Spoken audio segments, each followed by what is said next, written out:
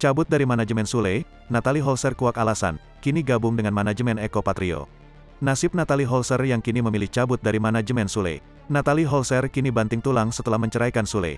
Ibunda Atzam memilih cabut dari manajemen Sule dan bergabung dengan Ekomando Manajemen Artis Ampuan Eko Patrio, sejak Senin, tanggal 25 Juli tahun 2022.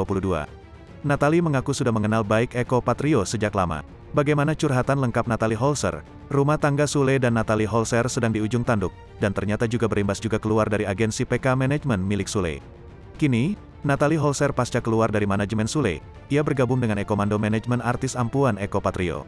Saat ditemui di Cipinang, Jakarta Timur, dikutip dari kanal YouTube KH Infotainment, diungkaplah alasan Natalie Holzer pindah asuhan.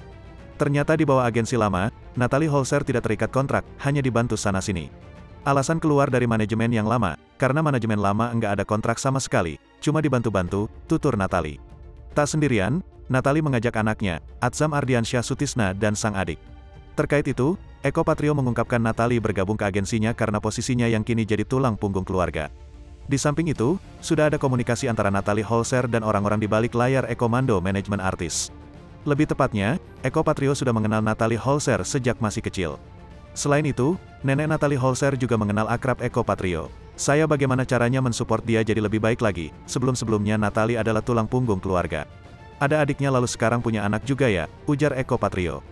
Jadi Natalie bukan orang baru di Ekomando, memang udah lama banget, jadi sekarang buat teman-teman semuanya kalau mau ketemu Natalie orangnya muda banget, lanjutnya. Itulah alasan Natalie menganggap Eko Patrio selayaknya saudara sendiri. Karena udah percaya, udah nganggap keluarga juga, kata Natalie. Mengenai akan ada proyek yang dikerjakan Natalie Holzer ke depan, Eko Patrio tak mau menjelaskan rinci.